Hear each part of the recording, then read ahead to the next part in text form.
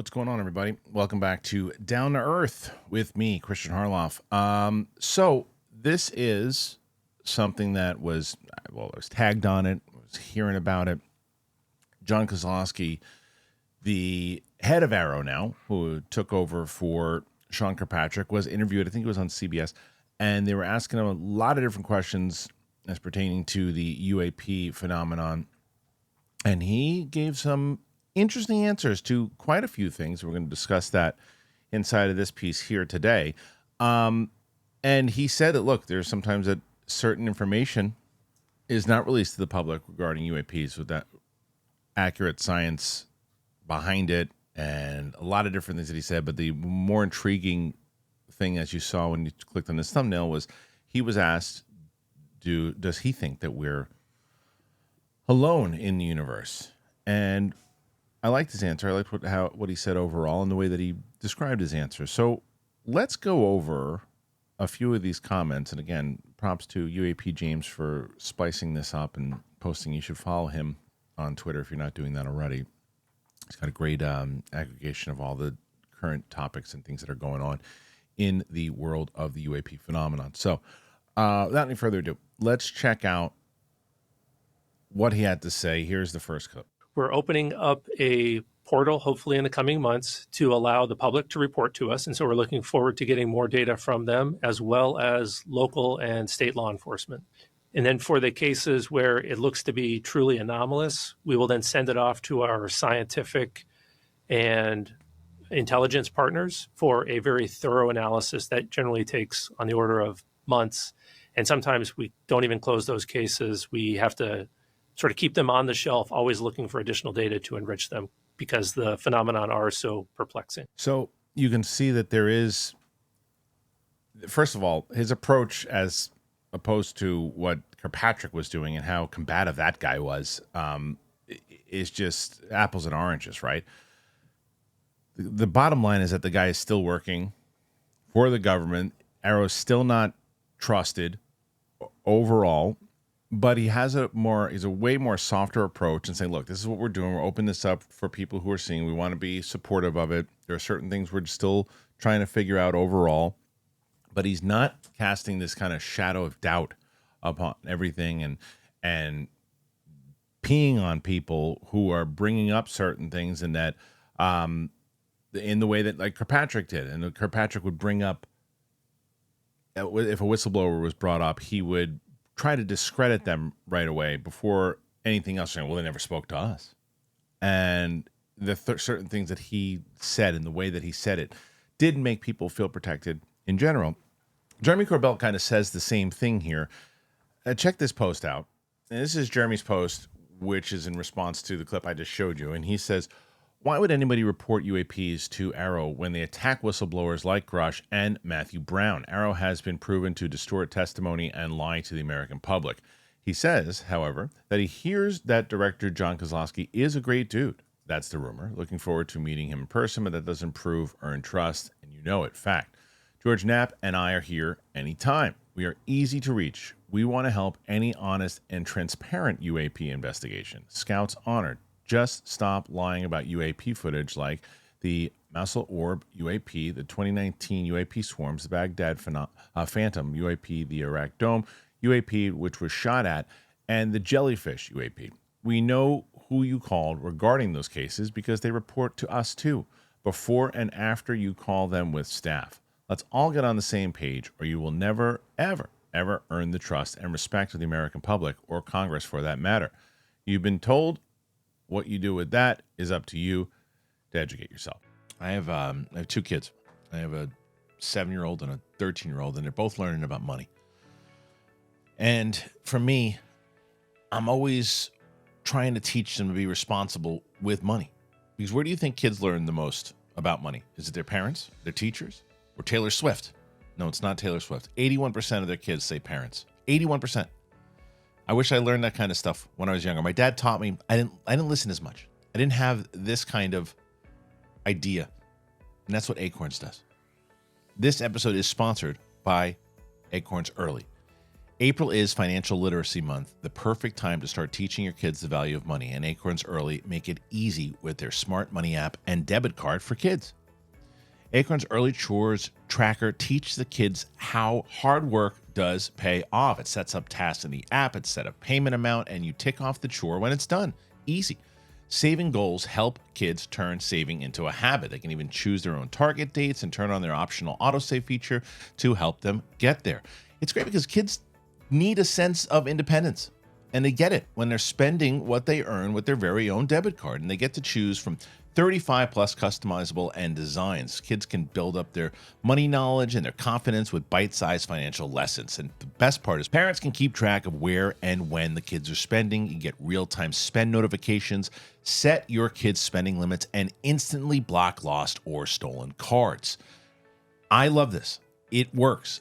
It has been a game changer for my 13-year-old. She knows, she understands, she's starting to balance when to spend money, how to save money.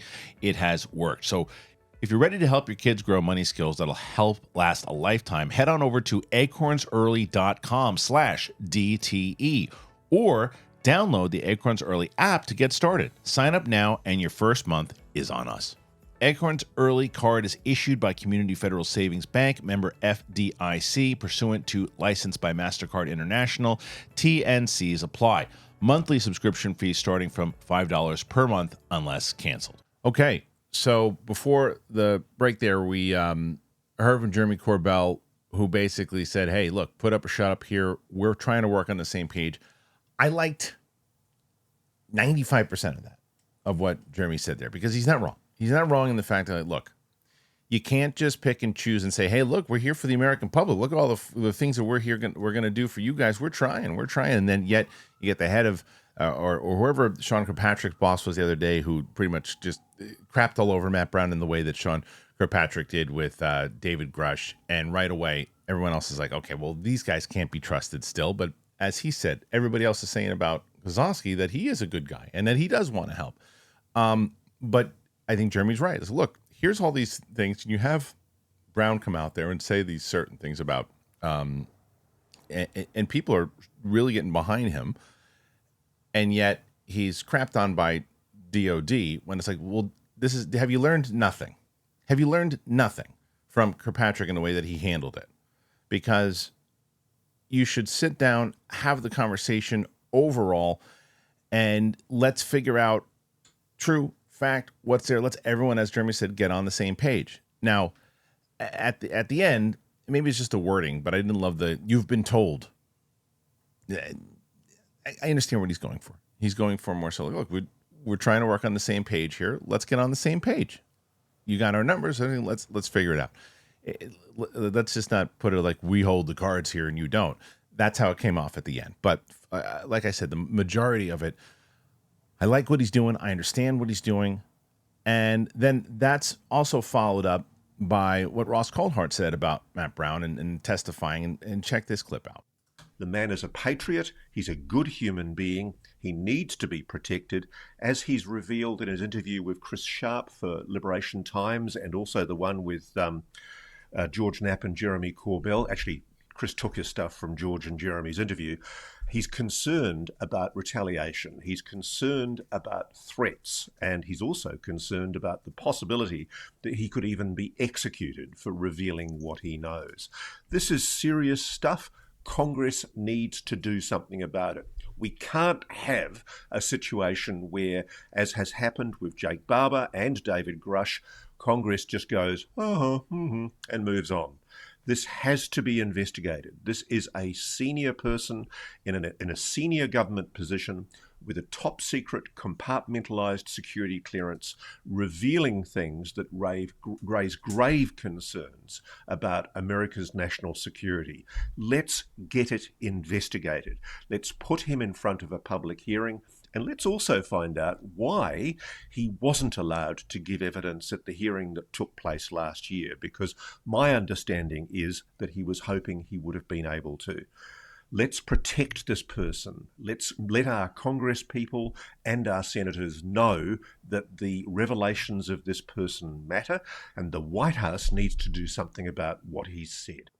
I mean, like I said last week, when somebody says something I'm not on board with, I'm going to say it. And I didn't love the comments last week, Ross Coulthart, when he was going on the back and forth with the matter of fact of I know this when it came to the whole Ashton Forbes back and forth. And I have that video on there. But on the flip side of that, I loved everything he said right now. I love everything that he just said. And he's 100% right. You need to protect people. You need to find out a way that you can protect these people at all costs. So they want to come and testify. They're going to come testify in front of you guys. They're not going to talk to AARO. And this is very important.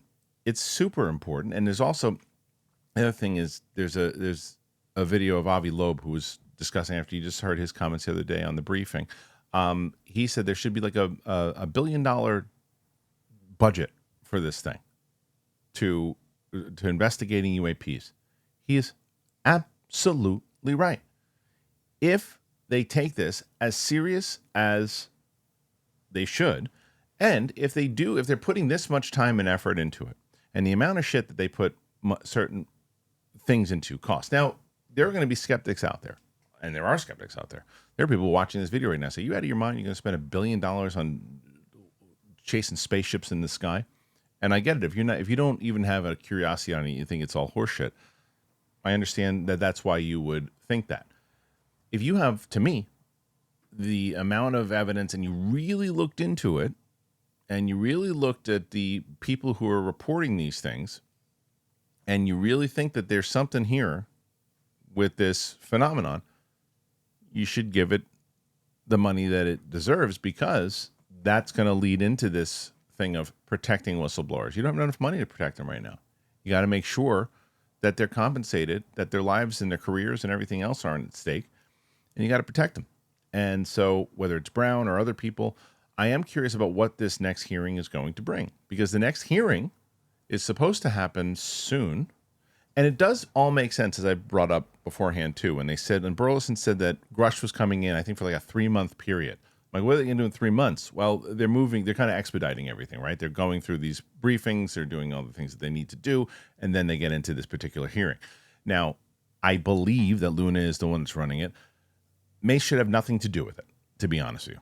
She should have nothing to do with it. I did not like the way she ran the last one. I didn't like the back and forth that she had with Jeremy Corbell. I didn't like the fact that right before the hearing, she's walking down doing a thing with an alien. Like, I don't necessarily believe her fight in this. I believe Luna's fight. I believe Burchett's fight. I believe Garcia's fight. I believe Schumer's fight. I don't believe her fight on this. So I don't think she should be involved in this. It's my opinion. I do think that if you have Luna running this thing, you're going to have people like Brown and other people who are going to be talking about this. And they should be investigating these things and looking into these claims in the same way that they should be looking into the Barber claims and everything else. And Ross is also not wrong. Everything, when you have these big interviews and other things, it does seem like Congress is like, oh, that guy? Yeah, we're looking into it. What? All those claims? Unless Burchett's the only one who had an answer of like, I think he's a plant. Is what I think, something along those lines we said about Barber, right? I don't think he's whatever it is. Maybe, and there must be a reasoning for why he said what he did. But the rest, and I'm curious why they didn't have Barber. What's Grush's thoughts on Barber? Because Barber speaks highly on Grush. So we'll see. Now I want to jump back into what Kazowski was saying, and this was the answer that I respected in the way that he answered it. And let me play this clip. Do you think we're alone in the universe? I personally don't think we're alone in the universe. I think that's a very exciting study that was recently done. I have to say that there's a long way to go between the optical signature of that spectra to whether or not life has found its way from the extraterrestrial source to Earth. But no, I don't think we're alone. It's a very smart answer all the way around, because if you're actually paying attention to science in general, the odds, if you believe indeed space is infinite, we could be a potential speck in a black hole, our galaxy, and how we're in a very small portion, like a little sliver of space right now. The odds of saying, well, we're the only type of life that's in it. And if you don't really comprehend how time and space and other things work, you have no idea. You have no clue. Plus the fact there's been reports, as he just mentioned, that seems that there could be indeed life on other planets and other things they've zoned in and things that we just can't travel to. So his answer of that was like, do I think we're alone? No, I don't. And again, that's just someone who's using their brain in general. Now, as far as how he follows it up, so I don't think it necessarily confirms that we've been visited, that we have it, but he also doesn't say, but I don't believe that we have any other life here. He doesn't. He says, I just don't know if we have the science yet to do that. Now, the other thing is, we don't know how much this guy has been informed. We don't know how much information he's got. You know what I mean? He might not have information yet. Maybe they have him. He could be a guy that they like, because you have I forget the guy's name, the guy that was crapping over Brown the other day. That guy clearly has the information. But maybe they're like, okay, let's bring in somebody that the public's going to like and that other people are going to like. He's a good guy. He's going to do the investigating. But we're not going to give him the crumbs. We'll give him crumbs. We're not going to give him like the real things to find out where everything is, and don't give him a lot of information. It's almost like that story, almost like with Grush, when they put Grush in, and then Grush started finding out a lot of stuff. He's like, holy shit, because Grush went in a skeptic. A lot of these people went in skeptics. I mean, you listen to Hal Puthoff on Rogan, he went in a skeptic, and they come out not skeptics. I mean, shit. Hynek went in a skeptic. With Blue Book was a skeptic, came out of it not a skeptic. So maybe the same happens to him, or the worst case, maybe he winds up turning into another Kirkpatrick. But I liked his answer. I do. I liked his answer in general. There's so much here in general that you look at, that it looks like the subject, at least for the last week, has started to heat up a little bit more. And obviously, when you put it in the forefront and you get people talking in front of Congress, and there's more information, there's more clips, and there's more things out there, then that's obviously going to tend to happen. But is it going to stay that way, or is it going to go in that kind of standstill that it goes into for quite a while? Or will we start hearing about this potential hearing? What say you? Put your thoughts in there. Let me know. As I told you guys beforehand, make sure you check out Acorns. Really liking what they're doing. Links in the description. We appreciate you very much, and we'll see you guys back here soon. Bye-bye.